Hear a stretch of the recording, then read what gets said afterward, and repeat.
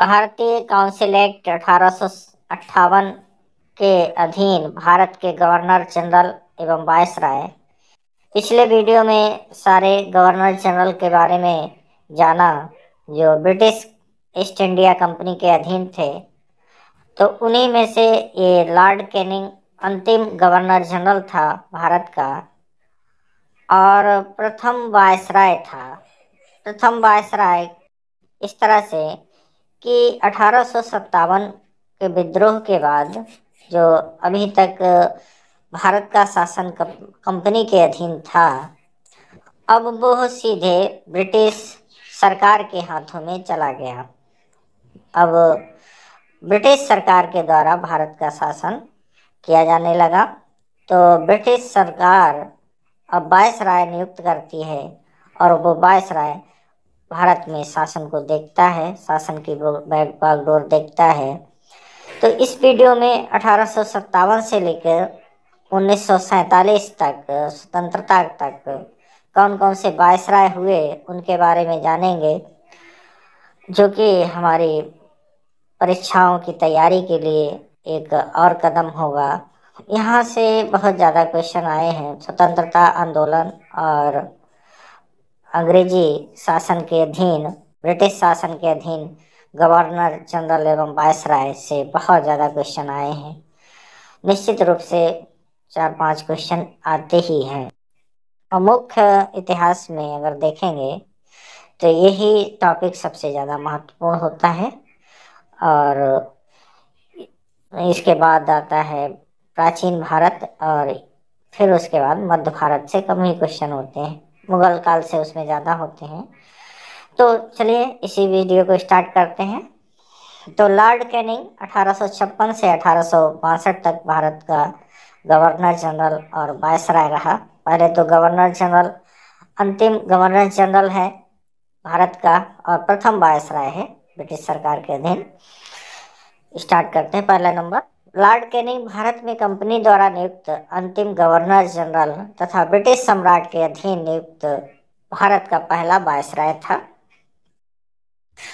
Canning के समय में ही 1857 ईस्वी का सिपाही विद्रोह हुआ था। इसी विद्रोह के बाद प्रशासनिक सुधार के अंतर्गत भारत का शासन कंपनी के हाथों से निकलकर ब्रिटिश सरकार के हाथों में चला गया। अब सीधा शासन ब्रिटिश सरकार के द्वारा किया जाने लगा। कैनिंग के समय में ही Indian High Court Act pass हुआ। इंडियन हाई कोर्ट एक्ट, जो अभी भी जाना जाता है आईपीसी, इंडियन पैनल कोड, जिसके तहत मुंबई, कलकत्ता तथा मद्रास में एक उच्च न्यायालय की स्थापना हुई। मुंबई, कलकत्ता तथा मद्रास। कैनिंग के ने मैकाले के दंड विधान, जाब्ता दीवानी व जाब्ता फौजदारी को अंतिम रूप से 1860 ईस्वी में स्वीकार कर लिया। मैकाले की जाब्ता दीवानी या जाब्ता फौजदारी को 1860 में स्वीकार कर लिया। कैनिंग के समय में ही 1861 ईस्वी में भारतीय परिषद अधिनियम, एक्चुअली ये भारतीय परिषद अधिनियम यही है, इंडियन पैनल कोड, पारित किया गया 1861 में ही। सॉरी, वो पहले मैं बोल गया, इसके लिए सॉरी। कैनिंग के समय में ही 1856 ईस्वी में विधवा पुनर्विवाह अधिनियम पास हुआ। तो भारतीय परिषद अधिनियम और विधवा पुनर्विवाह ये मुख्य पॉइंट हैं। कैनिंग के समय में ही व्यापकगत सिद्धांत डॉक्ट्राइन ऑफ लेप्से वाली राज्य विलय नीति को समाप्त किया गया, जो कि डलहौजी के द्वारा शुरू की गई थी। राज्य हड़प नीति, व्यापकगत सिद्धांत, जिसे राज्य हड़प नीति के नाम से ज़्यादा जानते हैं, उसको खत्म कर दिया गया। अगला वायसराय आता है लॉर्ड एल्गिन 1862 से 1863 ईस्वी तक। एल्गिन ने बहावी आंदोलन का दमन किया। बहावी आंदोलन के बारे में डिटेल में अलग से देखेंगे हम लोग। एल्गिन की 1863 ईस्वी में मृत्यु हो जाती है। तो उसके बाद सर जॉन लॉरेंस बनता है वायसराय 1863 से 1869 तक। जॉन लॉरेंस के समय में ही भूटानियों ने 1865 ईस्वी में ब्रिटिश साम्राज्य पर आक्रमण किया। जॉन लॉरेंस के समय में ही उड़ीसा में 1866 में तथा बुंदेलखंड एवं राजपूताना में 1868 और 69 में भीषण अकाल पड़ा। तो अकाल आगे भी पड़ा है, उसके बारे में कुछ प्रावधान भी किए गए हैं, उसके बारे में आगे जानेंगे। जॉन लॉरेंस ने बेम लैब हेनरी के नेतृत्व में एक अकाल आयोग का गठन किया। जॉन लॉरेंस द्वारा 1865 ईस्वी में भारत व यूरोप के बीच प्रथम समुद्री टेलीग्राफ सेवा शुरू की गई। ये महत्वपूर्ण है। पहली समुद्री टेलीग्राफ सेवा ये सर जॉन लॉरेंस के काल में शुरू हुई थी। लॉर्ड मेयो 1869 से 1872। लॉर्ड मेयो ने भारतीय राजाओं के पुत्रों की उचित शिक्षा के लिए अजमेर में मेयो कॉलेज की स्थापना की। मेयो कॉलेज के नाम से अगर याद रखेंगे, 1869-1872 तक लॉर्ड मेयो रहा, तो मेयो कॉलेज के नाम से लॉर्ड मेयो को जान लेंगे। मेयो कॉलेज की स्थापना की। मेयो ने 1872 में इसमें एक कृषि विभाग की स्थापना की। तो कृषि बहुत सारे यहाँ पे कानून आए हैं इस दौरान, उनको विशेष रूप से ध्यान रखना है। कृषि विभाग की स्थापना की।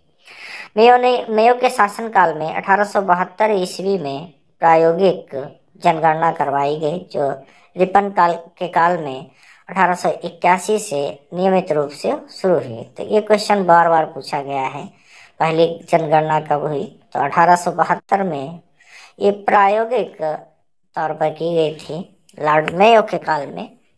तो पहली जनगणना के लिए जाने जाते हैं लॉर्ड मेयो। और रेगुलर जो जनगणना थी, सेंसस, वो 1881 से रिपन के काल से होती है। 1872 ईस्वी में एक अफगान ने मेयो की चाकू मारकर अंडमान में हत्या कर दी। 1872 में इसकी हत्या कर दी गई। मेयो प्रथम भारतीय गवर्नर जनरल था जिसकी हत्या उसके ऑफिस में की गई थी। ये भी महत्वपूर्ण क्वेश्चन होगा। प्रथम भारतीय गवर्नर जनरल वायसराय जिसकी हत्या उसके ऑफिस में की गई थी। अगला है वायसराय लॉर्ड नॉर्थ ब्रुक 1872 से 1876 ईस्वी। नॉर्थ ब्रुक के समय में बंगाल में भयानक अकाल पड़ा। नॉर्थ ब्रुक के समय में पंजाब में कूका आंदोलन हुआ। नॉर्थ ब्रुक के समय में सुएज नहर के खुल जाने के कारण ब्रिटेन और भारत के मध्य व्यापार में वृद्धि हुई। सुएज नहर खुल गई थी इसके काल में, 1872 के बीच। नॉर्थ ब्रुक के समय में prince of Wales king Edward सप्तम भारत आए। प्रिंस ऑफ वेल्थ 1875 में शायद आए थे, अभी आगे देखेंगे इसके बारे में। तो प्रिंस ऑफ वेल्स जो कि किंग एडवर्ड सप्तम थे, भारत आए थे। अगला है लिटन, लॉर्ड लिटन 1876 से 1880। लिटन एक सुप्रसिद्ध उपन्यासकार, निबंध लेखक एवं साहित्यकार था और इसे ओवन मेरेडिथ के नाम से जाना जाता है। ये भी साहित्यकार थे, तो प्रसिद्ध साहित्यकार हैं ओवन मेरेडिथ, उन्हीं के नाम से इसको लिटन को जाना जाता था। लिटन के समय में ही 1876 से 1878 के ईस्वी में मुंबई, मद्रास, हैदराबाद, पंजाब, मध्य प्रदेश आदि में भयानक अकाल पड़ा, जिसमें लगभग 50 लाख लोग भूख के कारण मरे। बहुत ज़्यादा अकाल पड़ रहे थे इस समय। लिटन ने अकाल की जांच के लिए रिचर्ड स्ट्रेची की अध्यक्षता में एक अकाल आयोग की स्थापना की। रिचर्ड स्ट्रेची की अध्यक्षता में अकाल आयोग की स्थापना की। लिटन के समय में ही दिल्ली में 1 जनवरी 1877 को ब्रिटेन की महारानी विक्टोरिया को केसरे हिंद की उपाधि से सम्मानित करने के लिए, ये 1877 है, दिल्ली दरबार का आयोजन किया गया। केसरे हिंद की उपाधि से सम्मानित करने के लिए 1877 में ब्रिटेन की महारानी को दिल्ली दरबार का आयोजन किया गया। लिटन ने मार्च 1878 ईस्वी में वर्नाकुलर प्रेस अधिनियम पारित कर भारतीय समाचार पत्रों पर कठोर प्रतिबंध लगा दिया। 1878 में वर्नाकुलर प्रेस एक्ट, ये बहुत ज़्यादा इम्पोर्टेंट है। लिटन के समय में 1878 में ये पारित करके कठोर प्रतिबंध लगा दिया। तो जो सूचनाएं थी और जो भी सरकार के विरुद्ध लिखता था, अब वो नहीं लिख पाएगा। लिटन के समय में ही 1878 ईस्वी में भारतीय शस्त्र अधिनियम, तो वर्नाकुलर प्रेस एक्ट और इंडियन आर्म्स एक्ट, भारतीय शस्त्र अधिनियम, ये भी पारित हुआ 1878 में ही दोनों। इसके तहत बिना लाइसेंस के कोई व्यक्ति ना तो शस्त्र रख सकता था और ना ही व्यापार कर सकता था। एक पॉइंट और महत्वपूर्ण है, लिटन के समय में लिटन ने ही सिविल सेवा परीक्षाओं में प्रवेश की अधिकतम आयु सीमा 21 से घटाकर 19 वर्ष कर दी। 21 से घटाकर 19 कर दी। लिटन ने अलीगढ़ में एक मुस्लिम एंग्लो प्राच्य महाविद्यालय की स्थापना की।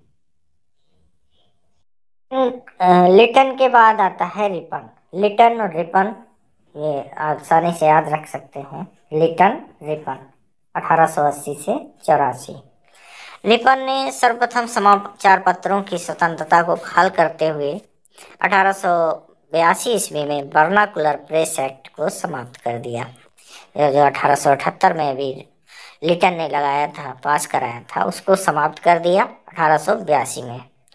रिपन ने स्थानीय स्वशासन की शुरुआत की। कहें कि स्थानीय स्वशासन के लिए जाना जाता है रिपन।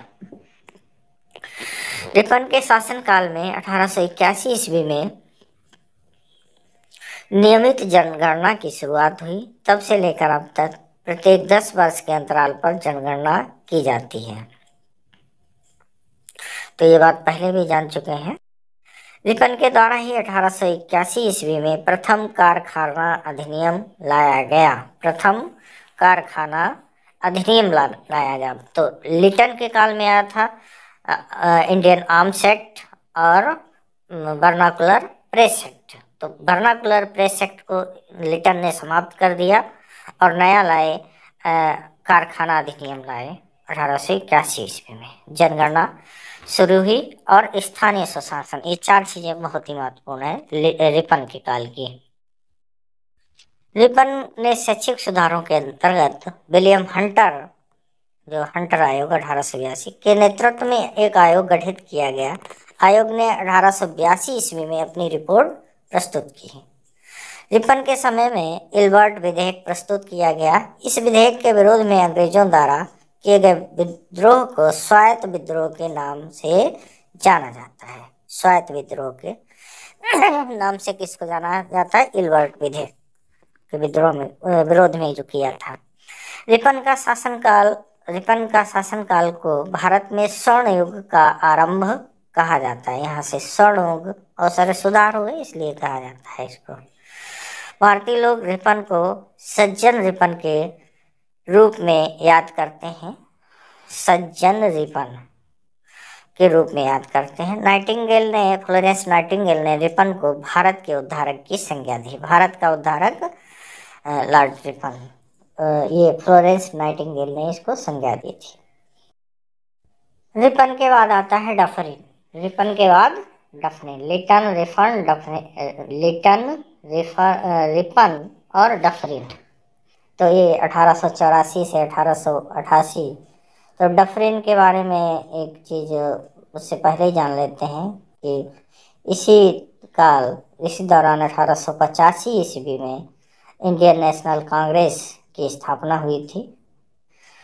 तो ये महत्वपूर्ण हुआ, ये डफरिन के समय में हुई थी। चलिए आगे देखेंगे इसको भी। डफरिन के शासनकाल में तृतीय आंग्ल बर्मा युद्ध 1885-1888 के बीच हुआ जिसमें बर्मा पराजित हुआ। डफरिन के समय में ही एओ हुम गलत हो गया लिखने में थोड़ा सा, एओ हुम ने 28 दिसंबर, तारीख ध्यान रखेंगे, 28 दिसंबर 1885, 28 दिसंबर 1885 को बम्बई में भारतीय राष्ट्रीय कांग्रेस की स्थापना की। एओ ह्यूम ने 28 दिसंबर 1885 को मुंबई में भारतीय राष्ट्रीय कांग्रेस की स्थापना की। डफरिन के समय में ही Bengal tenancy act, Awadh tenancy act तथा पंजाब टेनेंसी एक्ट पारित किया गया।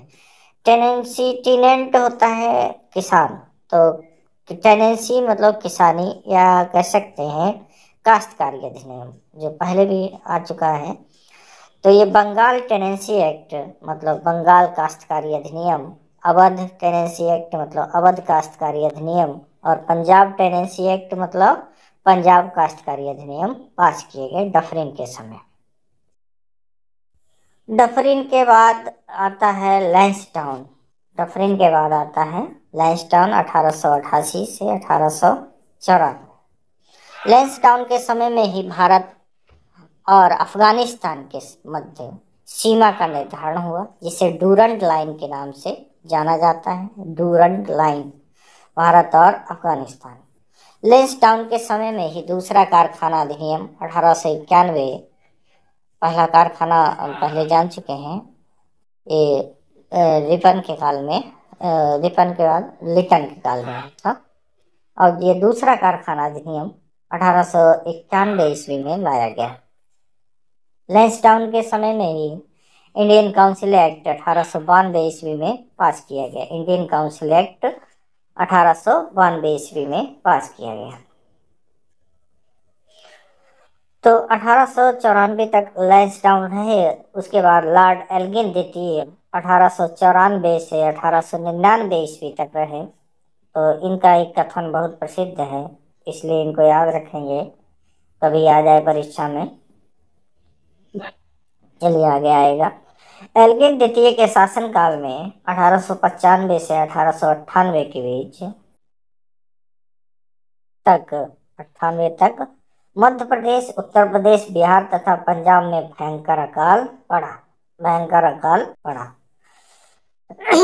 एल्गिन द्वितीय ने भारत के विषय में कहा था कि, क्या कहा था, ये बहुत प्रचलित फेमस कथन है उनका, भारत को तलवार के बल पर विजित किया गया है और तलवार के बल पर ही इसकी रक्षा की जाएगी। भारत को तलवार के बल पर विजित किया गया है और तलवार के बल पर ही इनकी रक्षा की जाएगी। ये लॉर्ड एल्गिन द्वितीय का कथन है।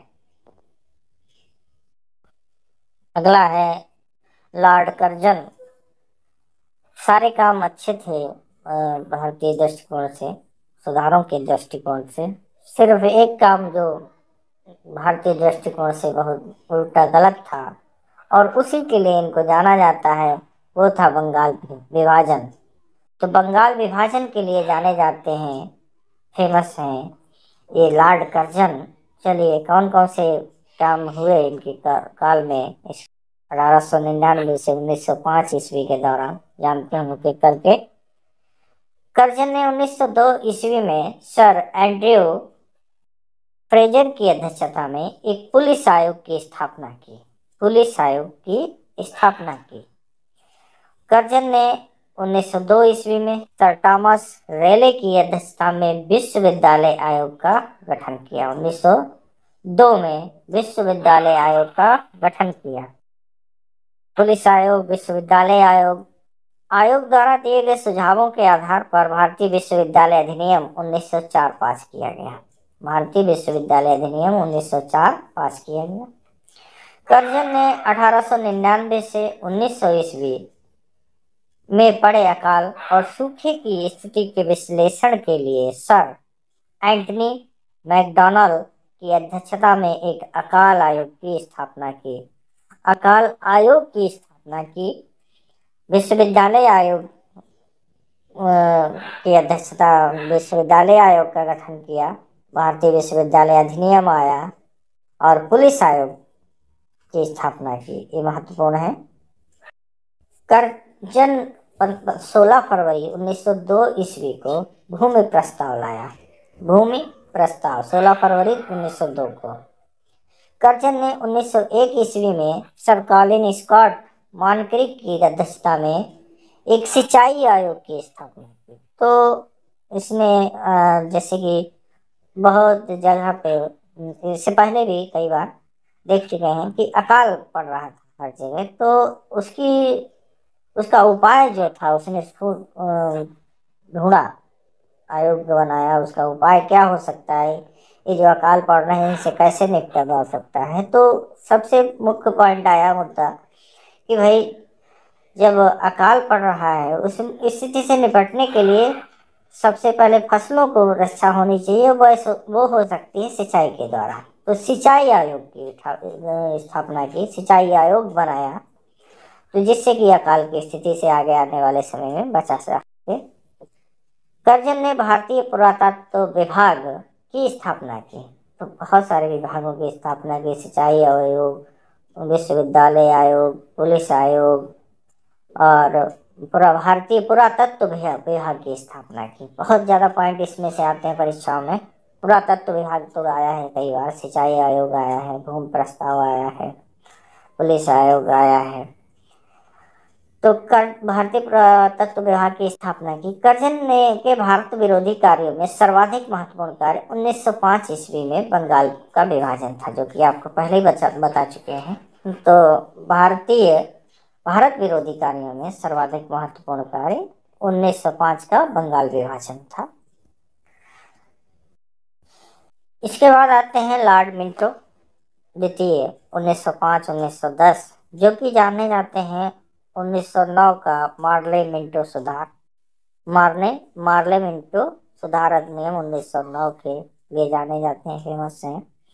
चलिए जान लेते हैं और भी बहुत सारे। और इन्हीं के काल में मुस्लिम लीग गठन हुआ था।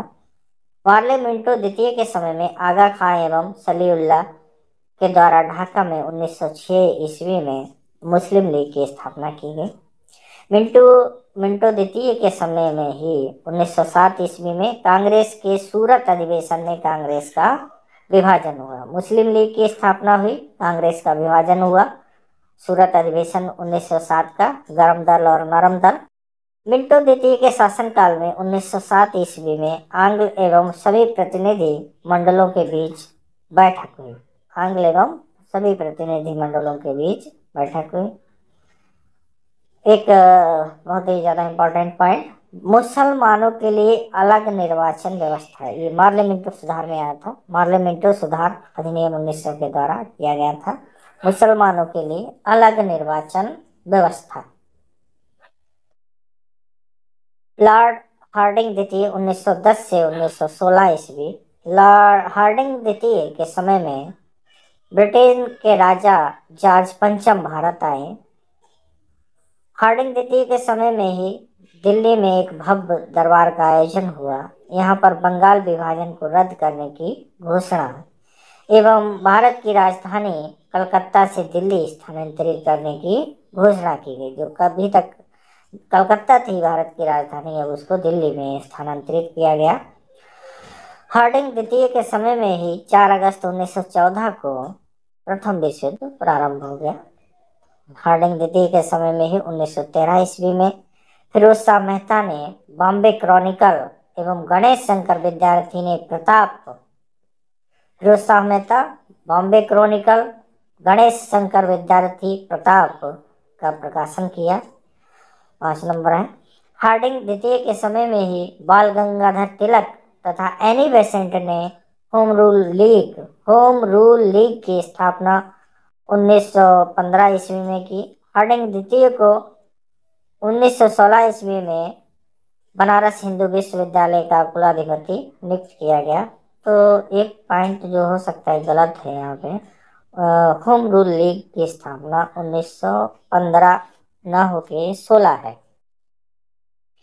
हार्डिंग द्वितीय को 1916 ईस्वी में बनारस हिंदू विश्वविद्यालय का कुलाधिपति नियुक्त किया गया। हार्डिंग द्वितीय को बनारस हिंदू विश्वविद्यालय का कुलाधिपति नियुक्त किया गया। तो ये 1915 के बजाय होम रूल लीग की स्थापना बाल गंगाधर और एनी बेसेंट ने 1916 में की थी। इसको सही कर लेंगे आप। अगली स्लाइड देखते हैं। लॉर्ड चेम्सफोर्ड 1916 से 1921। तो इस दौरान क्या क्या महत्वपूर्ण पॉइंट हैं परीक्षाओं के लिए देखते हैं। चेम्सफोर्ड के समय में 1919 ईस्वी का रॉलेट एक्ट पास हुआ। 1919 ईस्वी का रॉलेट एक्ट पास हुआ और इसी के विरोध में चेम्सफोर्ड के समय में जलियांवाला बाग हत्याकांड 13 अप्रैल 1919 को हुआ था। 13 अप्रैल 1919 को हुआ। तो जलियांवाला बाग कांड रॉलेट एक्ट के विरोध में ही सभा की गई थी। तो वही जलियांवाला बाग कांड तब हुआ था, रॉलेट एक्ट के विरोध में ही सभा हो रही थी। चेम्सफोर्ड, इसके बारे में जलियांवाला बाग के बारे में अलग से पूरा वीडियो आएगा आपके लिए। चलिए आगे देखते हैं। चेम्सफोर्ड के समय में भारत सरकार अधिनियम 1919 तथा मॉन्टेग्यू चेम्सफोर्ड सुधार लाया गया। 4 नंबर है। चेम्सफोर्ड के समय में 1916 ईस्वी में धोंडो केशव कर्वे द्वारा पूना में महिला विश्वविद्यालय की स्थापना की गई। चेम्सफोर्ड के समय में 1917 ईस्वी में शिक्षा पर सेडलर आयोग की नियुक्ति की गई। सेडलर आयोग की नियुक्ति की गई। चेम्सफोर्ड के समय में ही 1920-21 ईस्वी में खिलाफत आंदोलन तथा गांधी जी का सत्याग्रह शुरू हुआ था। चेम्सफोर्ड के समय में ही तृतीय अफगान युद्ध हुआ। अगले हैं वायसराय लॉर्ड रीडिंग 1921 से 1926 ईस्वी। तो लॉर्ड रीडिंग के बारे में जान लेते हैं। लॉर्ड रीडिंग के समय में ही गांधी जी द्वारा चलाया गया पहला असहयोग आंदोलन समाप्त हुआ। रीडिंग के समय में ही प्रिंस ऑफ वेल्स ने नवंबर 1921 ईस्वी में भारत की यात्रा की। इस दिन पूरे भारत में हड़ताल का आयोजन किया गया। रीडिंग के समय में ही मोपला विद्रोह 1921 ईस्वी में हुआ। रीडिंग के समय में ही विश्व भारती विश्वविद्यालय ने 1922 ईस्वी में कार्य करना आरंभ किया। रीडिंग के समय में ही 1921 ईस्वी में एम.एन. रॉय ने भारतीय कम्युनिस्ट पार्टी का गठन किया। भारतीय कम्युनिस्ट पार्टी का गठन किया। रीडिंग के समय में ही 1925 ईस्वी में प्रसिद्ध आर्य समाजी राष्ट्रवादी नेता स्वामी सहजानंद की हत्या कर दी गई। स्वामी सहजानंद की हत्या कर दी गई 1925 में रीडिंग के समय। अगले हैं लॉर्ड इरविन। तो परीक्षाओं में बहुत ज़्यादा फेमस गांधी इरविन समझौता इसके लिए जाने जाते हैं। तो देखते हैं और भी बहुत सारे पॉइंट क्या हुआ था इस काल में। लॉर्ड इरविन के समय में 1928 ईस्वी में साइमन कमीशन भारत आया। साइमन कमीशन वापस जाओ ये नारा लगाते हुए बहुत ही विरोध हुआ था हमारे देश में साइमन कमीशन का। तो इन्हीं के समय में ये आया था, इरविन के समय में। 12 मार्च 1930 ईस्वी को गांधी जी ने सविनय अवज्ञा आंदोलन प्रारंभ किया था। 12 मार्च 1930 को। 5 मार्च 1931 ईस्वी को गांधी इरविन समझौते पर हस्ताक्षर किए गए और साथ ही सविनय अवज्ञा आंदोलन को खत्म कर दिया गया। 5 मार्च 1931 सविनय अवज्ञा आंदोलन समाप्त, जो 12 मार्च को शुरू हुआ था। 1929 ईस्वी में लाला लाजपत राय की मृत्यु के बदले में, तो लाला लाजपत राय जो कि साइमन कमीशन का विरोध करते हुए उन पर लाठीचार्ज हुआ था, इसकी वजह से उनकी मृत्यु हो गई थी।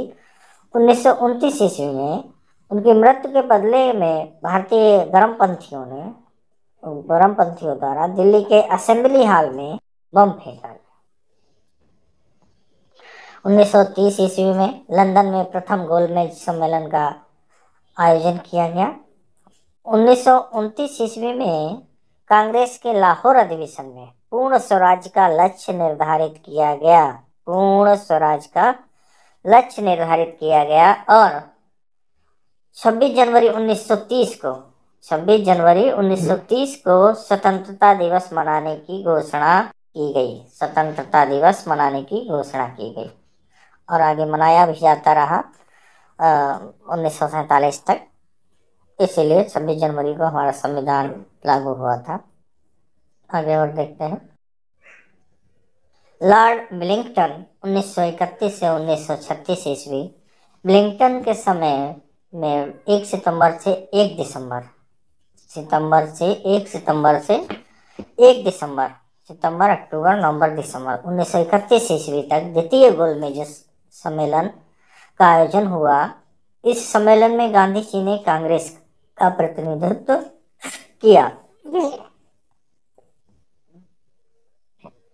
25 सितंबर 1932 को महात्मा गांधी और अंबेडकर के मध्य पूना समझौता हुआ।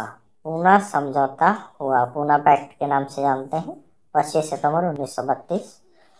1 अगस्त 1933 ईस्वी को गांधी जी ने दोबारा सविनय अवज्ञा आंदोलन प्रारंभ किया। दिसंबर 1932 ईस्वी में तृतीय गोलमेज सम्मेलन आयोजन लंदन में हुआ। तो पता है आपको कि दूसरे गोलमेज सम्मेलन में कांग्रेस की तरफ से गांधी जी ने भाग लिया था, बाकी दोनों में नहीं। पहले और तीसरे में भाग नहीं लिया। भारत सरकार अधिनियम 1935 ईस्वी में पास किया गया। 5 जनवरी 1934 ईस्वी को बिहार में भयंकर भूकंप आया। 5 जनवरी 1934 में बिहार में भयंकर भूकंप आया। लॉर्ड लिनलिथगो 1936 से 1944 ईस्वी। लिनलिथगो के समय में पहली बार चुनाव कराए गए। 1 सितंबर 1939 ईस्वी को द्वितीय विश्व युद्ध प्रारंभ हो गया।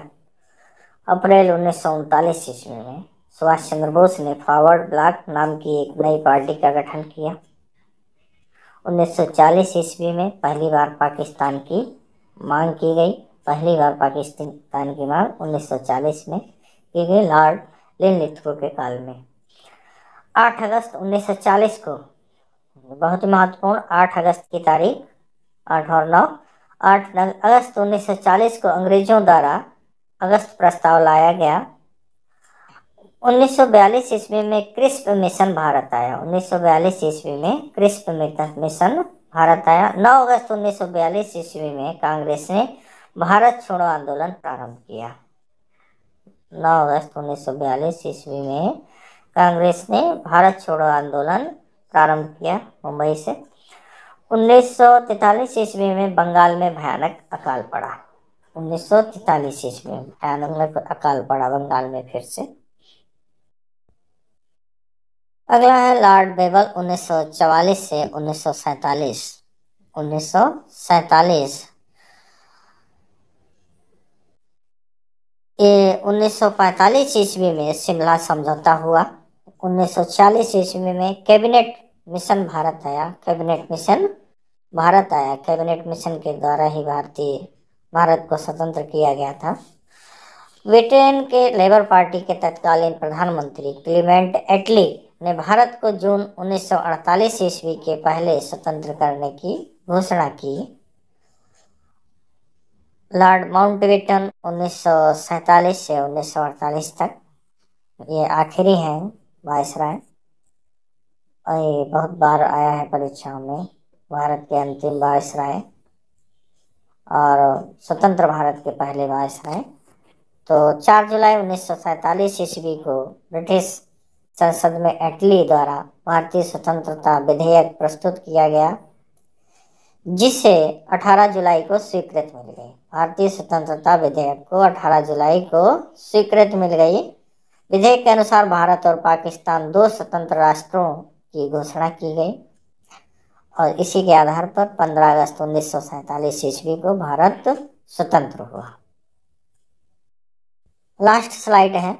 स्वतंत्र भारत के गवर्नर जनरल लॉर्ड माउंटबेटन 1947-1948। स्वतंत्र भारत के प्रथम गवर्नर जनरल लॉर्ड माउंटबेटन हैं। परीक्षा में बार बार पूछा गया है। स्वतंत्र भारत के प्रथम भारतीय गवर्नर जनरल जो थे चक्रवर्ती राजगोपालाचारी बने। तो 1948 से 1950 में स्वतंत्र भारत के प्रथम एवं अंतिम भारतीय गवर्नर जनरल चक्रवर्ती राजगोपालाचारी हुए। उसके बाद संविधान के अनुसार संविधान का निर्माण होने लगा था और 9 दिसंबर 1946 से। तो उसके बाद वहाँ पे अंतरिम सरकार भी बन गई थी। तो राजगोपालाचारी को गवर्नर जनरल बना दिया गया, अंतरिम सरकार भी बन गई। तो उसके बाद हमारा देश 15 अगस्त 1947 में आज़ाद होने के बाद संविधान बना और 26 जनवरी 1950 को संविधान लागू हुआ। इसी वीडियो के साथ हम आपसे विदा लेते हैं इस वीडियो में। अगले वीडियो में भारतीय स्वतंत्रता संग्राम से संबंधित महत्वपूर्ण फैक्ट्स को लेकर आएंगे। इस वीडियो में महत्वपूर्ण ये चीज़ें हैं जो वायसराय हुए उनके काल के दौरान कौन कौन सी नियम कानून आए, कौन सी योजनाएं आई, इनके बारे में बहुत ही गहराई से आपको ध्यान रखना है, गहनता से उसको सोचना है और याद रखना है। ये बहुत बार परीक्षाओं में आते रहेंगे, हमेशा आते रहेंगे। बहुत ही ज़्यादा इम्पोर्टेंट टॉपिक है ये। 1800 जहाँ से हमारा स्वतंत्रता का संघर्ष जिसे कहेंगे, भारतीय राष्ट्रीय कांग्रेस की स्थापना से लेकर, या कह सकते हैं 1857 से लेकर, ये जो वीडियो है इससे पहले वाला भी था, कम महत्वपूर्ण नहीं था, लेकिन ये ज़्यादा महत्वपूर्ण है क्योंकि 1857 से लेकर 1947 तक बहुत ज़्यादा महत्वपूर्ण फैक्ट्स हैं, इवेंट्स हैं और बहुत सारे नियम भी आए हैं, बहुत सारे आयोग भी आए हैं, बहुत कुछ हुआ है इस दौरान, इसीलिए महत्वपूर्ण है। और भारत के दृष्टिकोण से तो महत्वपूर्ण है ही, क्योंकि हमारा स्वतंत्रता संग्राम है और जिसके लिए बहुत सारे लोगों ने कुर्बानी दी। इसी के साथ धन्यवाद वीडियो में अंत तक बने रहने के लिए। सभी को नमस्कार।